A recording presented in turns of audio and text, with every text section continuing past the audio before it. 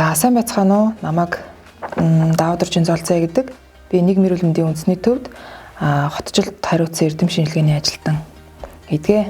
Одоогийн нийгэмд тулгамдаад байгаа нэг зүйл маань болохоор бидний хамгийн их гаргадаг буруу үйлдэлүүдийн нэг буюу гудамж талбайд нус, шүүлс, цэр, тамхины иш зэргийг замбраагүй хайж мөн ил задгаа бие засч байгаа нь хотын соёлд маш муугар нөлөөлж байгаа бас нэг үйлдэл байгаамаа.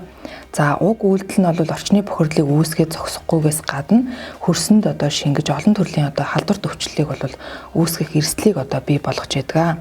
За тэгэхээр гудамж талбайд ил задгаа, нус, шүүлс, цэрийг хаяснаас үүдэлтэйгээр бол амьсгалын замаар халддаг ханиад томоо болоод мөн сүрье, одоогийн нийгэмд гараад байгаа энэ коронавирусын халдвар хүртэл халдах эрсдлийг дагуулж идэг байгаамаа.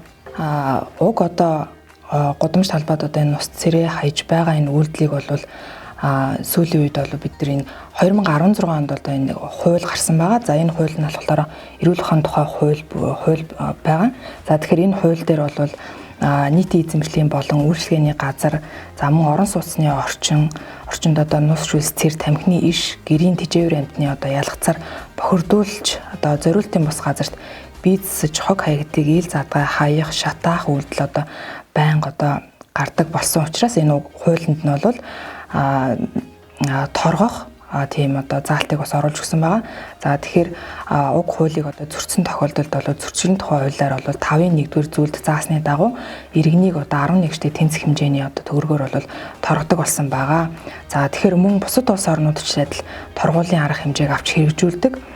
Гэвч бид нар хуулинд захирагдахаас илүүтэйгээр ухамсартаа захирагдаж нус шүлсээ хаяхтаа салфетик, альчуур хэрэглэж ухамсарт өөрчлөлтийг өөрөөсөө эхлүүлж амьдран суугаа хот эх орноо хогийн сав угаалтуур мэт үзэж шүлс тусаа гудамж талбайд хаяхгүй байхыг иргэддээ уриалж байна.